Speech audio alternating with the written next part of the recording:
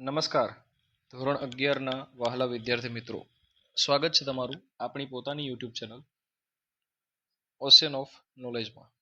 આજે આપણે ધોરણ 11 વિષય ભૂગોળ પ્રકરણ 4 ભૂકંપ અને જ્વાળામુખીના પાઠ્યનું સ્વાધ્યાય સોલ્યુશન જોવાના છે. તો ચાલો સમય ન બગાડતા શરૂ કરીએ. ભૂકંપ અને જ્વાળામુખી સ્વાધ્યાય પ્રશ્ન ક્રમાંક 1. નીચેના પ્રશ્નોના સવિસ્તાર ઉત્તર આપો. પ્રશ્ન ક્રમાંક 1 છે, ભૂકંપ મોજા વિશે સવિસ્તાર લખો. તો ભૂકંપ દરમિયાન 3 પ્રકારના મોજા ભૂકંપ આલેખક પર નોંધાય છે, જે નીચે મુજબ છે. પહેલા છે પ્રાથમિક મોજા, લંબાત્મક મોજા અથવા પ્રાઇમરી એટલે કે પી મોજા. આ મોજા સૌથી વધુ વેગ ધરાવતા મોજા છે, તેથી ભૂકંપ નોંધણી કેન્દ્ર પર સૌપ્રથમ પહોંચે છે. આ મોજા પ્રવાહી અને ઘન બંને પ્રકારના માધ્યમોમાંથી પસાર થાય છે. આગળ જોઈએ તો પ્રવાહી માધ્યમમાં પ્રવેશતા તેની ગતિમાં ઘટાડો થાય છે. કેન્દ્રીય ભાગમાં તે પ્રતિ સેકન્ડ 8 થી 14 કિલોમીટરના વેગથી પસાર થાય છે. આ પ્રકારના મોજા અવાજના મોજાને મળતા આવે છે. આ મોજા પૃથ્વીના બધા જ ભાગોમાં પ્રવેશી શકે છે. હવે આપણે જોઈએ દ્વિતીયક મોજા, જેને ઉપમોજા અથવા એસ મોજા એટલે કે સેકન્ડરી મોજા કહેવાય. પ્રાથમિક મોજા કરતાં આ પ્રકારના મોજાઓનો વેગ ઓછો છે. તે માત્ર ઘન માધ્યમમાંથી જ પસાર થઈ શકે છે. આમાં અણુઓનું કંપન મોજાની દિશામાં કાટખૂણે ઉપર નીચે થાય છે. મોજા પ્રકાશના મોજાને મળતા આવે છે. આગળ વધીએ તો સમુદ્ર કે પ્રવાહી માધ્યમમાં તે શાંત થઈ જાય છે. આ મોજાને સેકન્ડરી મોજા કહે છે. જો આપણે વાત કરીએ ત્રીજા નંબરના મોજાની, તો એ છે પૃષ્ઠીય મોજા એટલે કે સપાટી પરના મોજા અથવા એલ મોજા. આ મોજા પૃથ્વીની સપાટી પર પરિઘની દિશામાં ગતિ કરે છે. શાંત સરોવરમાં પથ્થર નાખવાથી જેવા મોજા ઉત્પન્ન થાય છે, તેવા જ આ મોજા છે. તેમની ગતિ પ્રતિ સેકન્ડ 3 કિલોમીટરની હોય છે. આ મોજા સૌથી વધુ વિનાશકારી છે. પૃથ્વીની સપાટી પર જે ભૂકંપની વિનાશકારી અસરો થાય છે, તે આ મોજાને આભારી છે. આ મોજા સાગર જળમાં પ્રવેશે છે ત્યારે ઊંચા વિશાળકાય અને સંહારક મોજા ઉછળે છે, જેને જાપાની ભાષામાં સુનામી કહે છે. આ મોજા ભૂગર્ભમાંથી પસાર થતા ન હોવાથી પૃથ્વીની આંતરિક રચના જાણવામાં ઉપયોગી થતા નથી. આગળ વધીએ તો પ્રશ્ન ક્રમાંક 2 છે, ભૂકંપની વિનાશક અસરો વર્ણવો. તો આપણે શરૂઆત કરીએ કે હજારો સંખ્યામાં માણસો મૃત્યુ પામે છે. મકાનો જમીન દોસ્ત બની જાય. 26 જાન્યુઆરી 2001માં ભારતના કચ્છ, ભુજમાં, અંજાર અને ભચાઉ વગેરે શહેરોના હજારો લોકો માર્યા ગયા. ઘણા મકાનો ધરતીમાં ગરકાવ થઈ ગયા હતા. ભૂકંપથી સડકોમાં ભંગાણ પડે છે. પાણી, વીજળી વગેરે વ્યવસ્થાઓ ક્ષતિગ્રસ્ત બની જાય છે. ભૂકંપના કારણે ક્યારેક નદીઓ પોતાના વહન માર્ગ બદલી નાખે છે. 1950માં અસમમાં આવેલ ભૂકંપના કારણે દિહાંગ તથા બ્રહ્મપુત્ર નદીઓએ પોતાનો વહન માર્ગ બદલી નાખ્યો હતો. અસમમાં સુબનસિરી નદીઓનો જે બંધ છે તૂટી ગયો હતો. ભૂતકાળમાં સિંધુ નદી કચ્છના અખાતને મળતી હતી, પણ હાલમાં તે પાકિસ્તાનમાં થઈને વહે છે. તો ભૂકંપ થવાથી ક્યારેક જમીનમાં મોટી ફાટો પડી જાય છે. તેમાંથી કાદવ, રેતી, પથ્થર વગેરે બહાર ફેંકાય છે. તેથી ખેતરોની ફળદ્રુપ જમીન નકામી બની જાય છે. મહાસાગરોમાં થતા ભૂકંપને કારણે સુનામી તરીકે ઓળખાતા ઊંચા રાક્ષસી કદના મોજા ઉછળે છે. ડિસેમ્બર 2004માં ઇન્ડોનેશિયાના સુમત્રા નજીક ઉદ્ભવેલા અને તે પછી અંદમાન નિકોબાર દ્વીપ સમૂહ તથા તામિલનાડુ કોરોમંડલ કિનારા પર સુનામી મોજા ફરી વળ્યા હતા, જેને લીધે જાનમાલ અને બંદરોનું નુકસાન થયું હતું. મિત્રો, હવે આપણે જોઈએ પ્રશ્ન ક્રમાંક 3.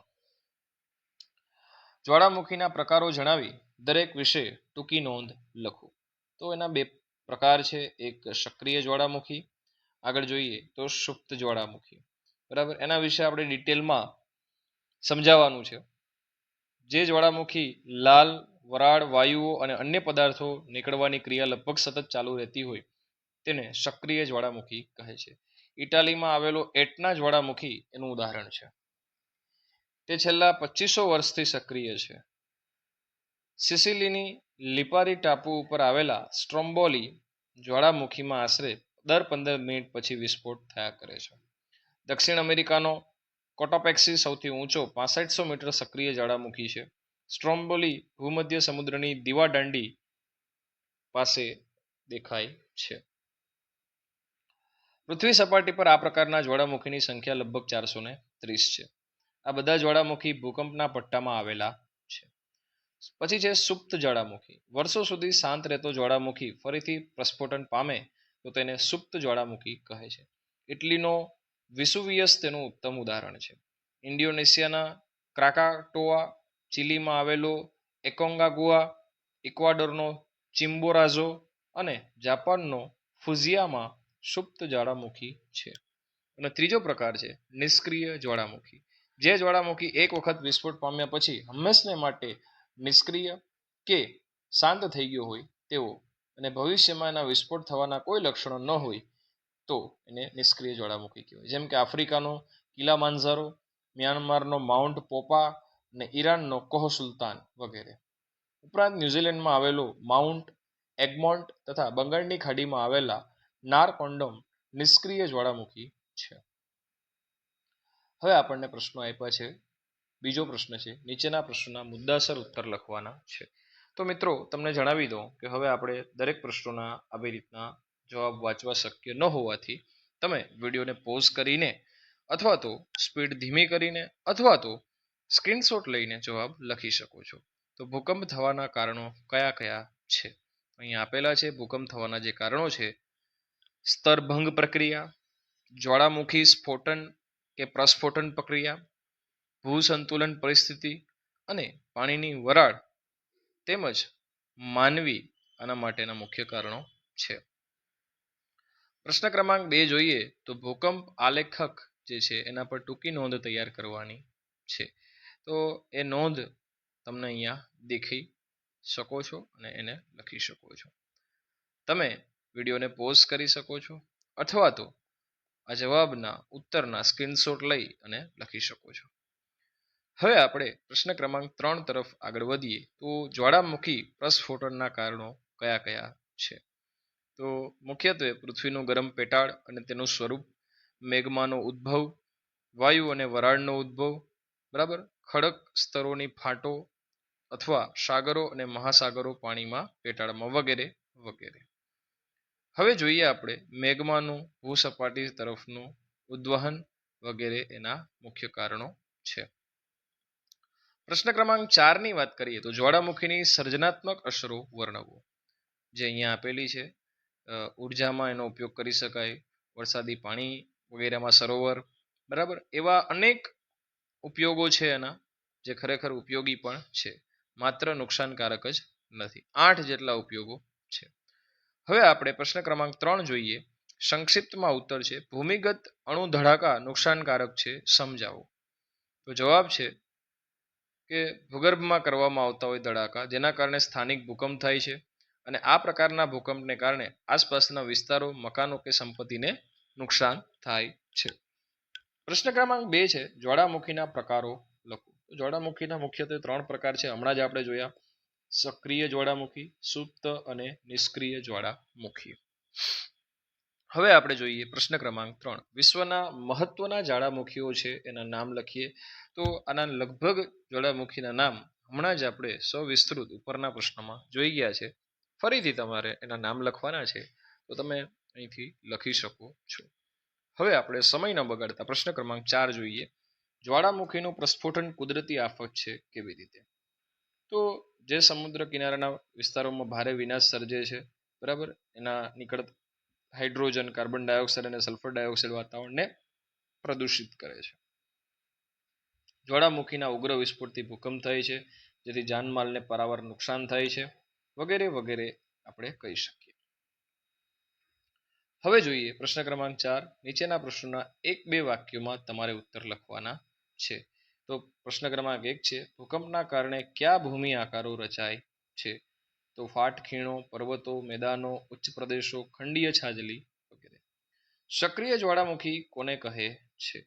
લાવા, વરાળ, વાયુઓ અને અન્ય પદાર્થો નીકળવાની ક્રિયા લગભગ સતત ચાલુ રહેતી હોય. ત્રીજો પ્રશ્ન છે, ભૂકંપ માપવાના માપક્રમ ક્યાં છે? તો રિક્ટર માપક્રમ અને મર્કાલી માપક્રમ. છેલ્લે જોઈએ વિશ્વનો સૌથી ઊંચો અને તેજ સક્રિય જ્વાળામુખી કયો છે? તો દક્ષિણ આફ્રિકામાં આવેલો કોટોપેક્સી એ વિશ્વનો સૌથી ઊંચો 6500 મીટર જેટલો ઊંચો સક્રિય જ્વાળામુખી છે. ભૂકંપ કેન્દ્ર કોને કહેવાય? તો જે સ્થળેથી ભૂકંપ મોજા ઉત્પન્ન થાય તે સ્થળને કહે છે. છઠ્ઠો પ્રશ્ન છે, પાવાગઢનું કયું તળાવ જ્વાળામુખીમાં પાણી ભરાતા બનેલું છે? ચાંપા નજીક આવેલું દૂધિયું તળાવ. બરાબર. ચાલો હવે આગળ વધીએ. નીચેના પ્રશ્નો માટે આપણે વિકલ્પો પસંદ કરવાના છે. જાપાનનો કયો જ્વાળામુખી પર્વત સુપ્ત જ્વાળામુખી ગણાય? ફુઝિયામા. કયો દેશ જ્વાળામુખીનો ઉપયોગ ભૂતાપીય એટલે કે જીઓથર્મલ ઉર્જા મેળવવા કરે? જાપાન.